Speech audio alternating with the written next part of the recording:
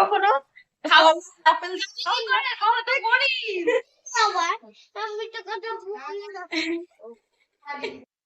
Good morning, welcome my channel Nandini world official. তোমরা সবাই কেমন আছো? আমি তো খুব ভালো আছি। আর আজকে বছরের লাস্ট দিন, 31st। তো কথাতেই আছে, যার শেষ ভালো তার সব ভালো। তো আমার তো খুব ভালো যাচ্ছে, তাই আমার বছরের বাদ বাকি দিন কি হয়েছে আমার তো মনেই পড়ছে না।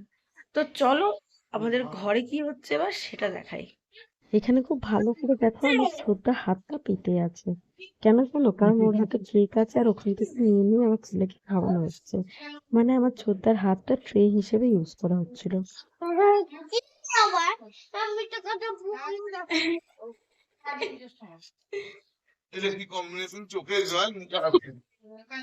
দেখো কত কষ্টে কাঁদছে, ওর বর আসছে না বলে। দেখো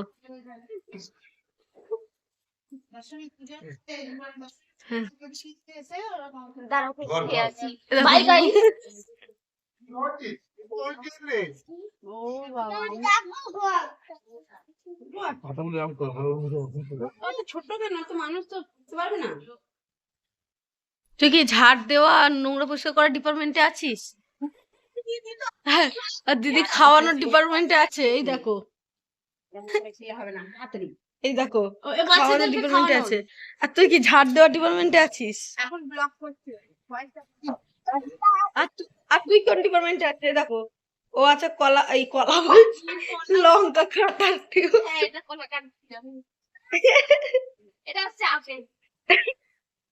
আমরা ঘুগনিতে আপেল আর কলা দেবো। কেউ কেউ খেয়েছো কখনো? কখনো আমার কত বড় শখ, আমরা কলা আপেল দিয়ে ঘুগনি খাচ্ছি। বলো, আদা রসুনের সঙ্গে আমরা কলা আর আপেল ইউজ করছি। অনেকবার ওর মোছার শট নিতে গিয়েও নেওয়া হয়নি, এটা লুকিয়ে লুকিয়ে নেওয়া হয়েছে, তাও দেখে ফেলেছে। দিদি দেখে ফেলে বলছে, দিদি আমাকেই নিতে হবে, আমাকেই নিচ্ছ? আর দেখো ও বেচারা ঘর মুছছে, আর আমার ছোটদা ওর ওপর দিয়ে হেঁটে হেঁটে চলে যাবে। তো এখানে আমি ঘুগনি বানাচ্ছিলাম, আর এখানে আমার ছোটদা যেহেতু ঘরে গান লাগিয়ে দিয়েছিল, তো আমার আর আমার বোনের এটাই হলো ব্যাড হ্যাবিট। মানে আমাদের যেখানেই গান চালু হবে আমাদেরকে সেখানেই আমাদের হাত পা কোমর মাথা সব দুলতে থাকে।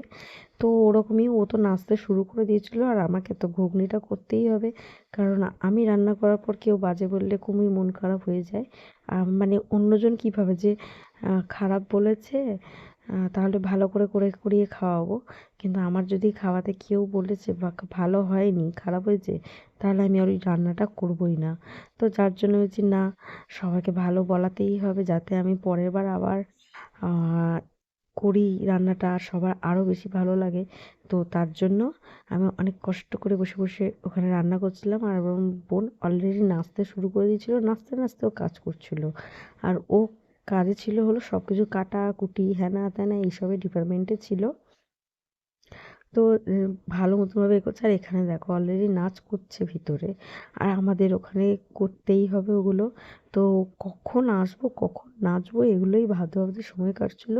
আর হ্যাঁ, এই নাচগুলো তো ভালোভাবেই দেখতে পাবে, নাচগুলো আছে এর মধ্যেই। তো কি গান হচ্ছিল না হচ্ছিল সেগুলো তোমাদেরকে কমেন্টে বলতে হবে। তো যাই হোক, এখানে অলরেডি গান চালিয়ে মানে 31স্টে এত ভালোভাবে কেটেছে, এত ভালোভাবে কেটেছে যে সারা বছর, সত্যি করে আমার সারা বছর কেমন কেটেছে আমার মনেই পড়ে না। আদৌ কীরকমভাবে বাজে কেটেছে না ভালো কেটেছে, কী কেটেছে সিরিয়াসলি মনে পড়ে না। আর ফার্স্ট টাইম, হ্যাঁ এরকমই ফার্স্ট টাইম লাইফে, পুরোপুরি ফার্স্ট টাইম যে 31স্টে আমি আমার পিসিদের বাড়িতে মানে দাদাদের সঙ্গে কাটিয়েছি। তো ভালো কাটারই কথা। তো খুব খুব খুবই ভালো কেটেছে। আর এখানে দেখো আমরা নাচতেও শুরু করে দিয়েছি, যেহেতু আমরা ওখানে যেতে পারছি না, কারণ আমাকে ঘুগনিটাও করতে হবে। তো তার মধ্যে আমি এই ভিডিওটা করতে দিয়েছিলাম আমার বোনকে, রিমাকে, যাকে তোমরা আগের ভিডিওতেই দেখেছিলে, যাকে নিয়ে আমি মেলায় গেছিলাম। তো তাকেই করতে দেওয়া হয়েছে, আর যে এখানে মোছামুছির ডিপার্টমেন্টে আছে তাকে। তো এখানে আমি আবার ঘুগনিটাকে চাপা দিয়ে এখানে চলে এসেছিলাম, ওটা অলরেডি হচ্ছে, তখন আমরা এখানে এসে নাচানাচি শুরু করে দিয়েছিলাম। কারণ নাচ আমাদের জীবন, মানে যেখানেই গান চলবে আমাকে সেখানে কোনোভাবে স্থিরভাবে আমাকে আর আমার বোনকে দাঁড়িয়ে থাকতে দেখবেই না, কারণ আমাদের হাত পা নড়বেই নড়বে, এরকম একটা ব্যাপার। তো ওখানে সবাই মিলে বলছিল যে ওরে তোর ঘুগনিটা দেখ।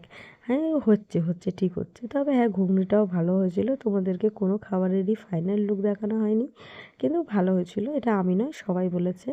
তো সবাইকেই খাইয়েছি, এমন কেউ বাকি নেই যাকে আমি রান্না করার পর খাওয়াইনি। তবে দুপুরবেলাতে আমি করেছিলাম তোমার পালং শাকের তরকারি, যেটা পছন্দ আসেনি, মানে মোটামুটি হয়েছিল ওটা। তো এটাই তো, ওটা আমাকে শিখতে হবে।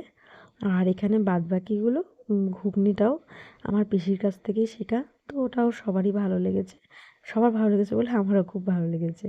তো যাই হোক, এখানে দেখো মানে এর নাচটা দেখো মেনলি। আর আমার ছোদ্দা ওখানে নাচতে নাচতে আটকে গেছে, সবার নাচ দেখছে।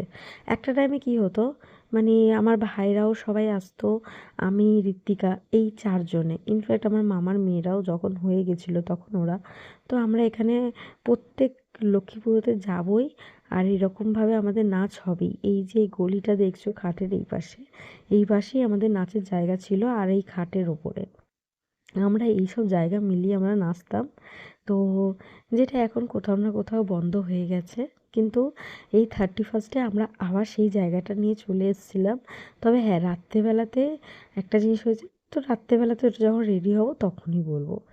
তো দেখো এখানে অলরেডি আবার চলে এসেছিলাম নতুন কাটাকুটি নিয়ে, মানে দুপুরের রান্না নিয়ে। যাই হোক, ভেবেছিলাম যে এখানকার আওয়াজগুলো দেবো, কিন্তু ভিতরে যেহেতু গান চলছে তো তার জন্য আমাকে পুরোটাই মিউট করে ভয়েস ওভার করতে হলো। আর ভয়েস ওভারটা যদি একটু ভারী হয় কিছু মনে করবে না, কারণ আমি এখন লেপের তলায় ভয়েস ওভার করছি। এখন বাজে রাত 2:10। যখন আমি ভয়েস ওভার দিচ্ছি তো স্বাভাবিক এরকম একটা হয়ে যাচ্ছে। আর এখানে আমার মেজদা তো ঘরেই আছে, আর এরা হচ্ছে মুরগি ছাড়াচ্ছে। হ্যাঁ, 15 কেজি মুরগি এসেছিলো, যেখানে 2টো গোটা মুরগি এসেছিলো। তো সেই মুরগিটাই এখানে পরিষ্কার করা হচ্ছে। তো কখনো বর্দা, কখনো ছোদ্দা, দেবা এইসব করা হচ্ছিলো। আর একে দেওয়া হয়েছিল ময়দা মাখার ডিপার্টমেন্টে, কারণ রাতের বেলায় মোমো হবে বলে। তো ওরা সেটারই তোড়জোড় করছে। ওখানে মেজদাও কাজ করেছে, মেজদা ওখানে মশলা করছে। দিনের বেলায় কাজে মেজদার কাজ হলো মশলা করা। আর এটা আমরা চলে এসেছিলাম রাতের বেলা খাবারের জায়গাতে, যেখানে আমাদের মোমো হচ্ছিলো। আর এখানে ছোদ্দা কাটাকুটি করছিল। একটা টাইমে কী হয়েছিল জানো, ছোদ্দা পেঁয়াজ কলি কাটতে গিয়ে আঙুলি কেটে ফেলেছে। এবার মানে এতটাই বেশি কেটে ফেলেছিল, আমার না, মানে আমার এমনিতেও কাটাকুটি আর রক্ত দেখলে কেমন একটা হয়, আর সেটা যদি আবার নিজের লোকের হয় আরোই বেশি খারাপ লাগে। তো যাই হোক, অনেকটাই কেটে গিয়েছিলো। তো সেটা নিয়ে বেচারা ঘুমিয়েও পড়েছিল সন্ধেবেলাতে। আর এখানে আমি মোমোর ডোগুলো তৈরি করছি, যেটা বেলে বেলে। এবার এটাই সবার অনেকের আবার ভালো লাগছিলো যে এটা করতে অনেক ইয়ে আছে। তো সবাই যে ঠিক আছে এটা আমি করি, এটা আমি করি। লাস্টে সবাই সবাই মিলে একটা একটা করতে এসেছিলো। সীমাদি এলো, তারপর ঋত্বিকা এলো, তারপর লাস্টে কেউ যখন তাড়াতাড়ি তাড়াতাড়ি হাত চালাতে পারলো না, আর সেখানে বড়দাকেই করতে হলো। তো বড়দা ঝপাঝপ করে সবকটা মোমো তৈরি করে দিয়েছিল লাস্টের দিকে। মানে যে ডোটা তৈরি করা সেটা করে দিয়েছিল, আর আমরা তাড়াতাড়ি তাড়াতাড়ি করে পুরো ভরে দিয়েছিলাম। তো এখানে আপাতত আমিই করছি। আর এখানে মোমোগুলো, মানে আমরা খাওয়া দাওয়ার পরেই আমরা মোমোর কাজগুলো করা শুরু করে দিয়েছিলাম, আর এটা করতে আমার খুবই ভালো লাগছিলো। তো এখানে তো আবার পিসেমশাই দেখাচ্ছিলো যে কেমনভাবে করব, কী করব। আর ওখানে রান্নাঘরে সীমাদি মোমোর ডোটা তৈরি করছিল, কারণ ওর ওটাই ভালো বলে মনে হচ্ছে, মানে সহজ বলে মনে হয়েছে, তো ওটাই করতে শুরু করে দিল। ও মোমোর ডোটা পারবে না চলো বলে। ওখানে যা হচপচ কথা তোমরা কিছুই বুঝতে পারবে না, তো আমরাই তো বলে দিই, মানে আমিই বলে দিই আমরাই কী করে বলবো। তো এখানে দেখতে পাচ্ছ আমার মেজদাও চলে এসছে পুর ভরতে। হ্যাঁ, এটা কিন্তু আর কারোর কৃপা নয়, এটা আমারই কৃপা, জোর জবরদস্তি নিয়ে এসেছি আমি, কারণ আমার মেজদা ফোন থেকে মুখই বার করে না। তো এখানে জোর জবরদস্তি আমি নিয়ে এসেছি পুরটা ভরার জন্য। মেন কথা পুর ভরার জন্য নয়, আমাদের সঙ্গে টাইম কাটানোর জন্য, কারণ পুর ভরার জন্য এত আস্তে আস্তে ডো তৈরি হচ্ছিল, আটাগুলো প্রথম দিকে এত আস্তে আস্তে করা হচ্ছিল যে এতজনের দরকার ছিল না।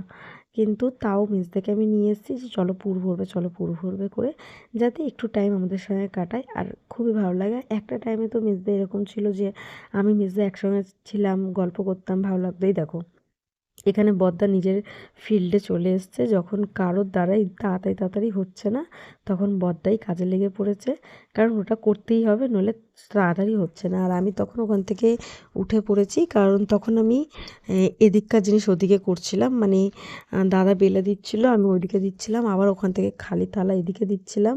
আর এরা বলছে দে দে দে, তাড়াতাড়ি দে। আর ওখানে দাদা তাড়াতাড়ি করে হাত চালাচ্ছে।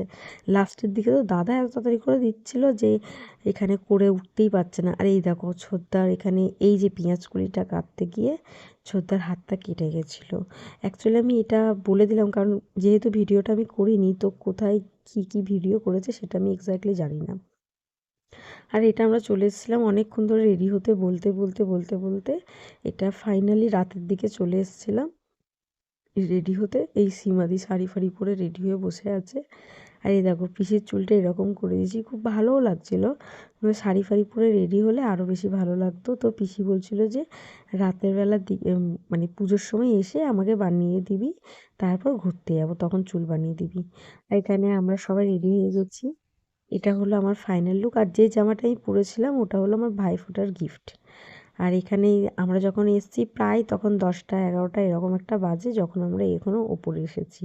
ওপরেও নাচানাচি হয়েছে, কিন্তু ওপরে সেরকম একটা ভিডিও বুঝতে পারবে না, কারণ এখানে সেরকম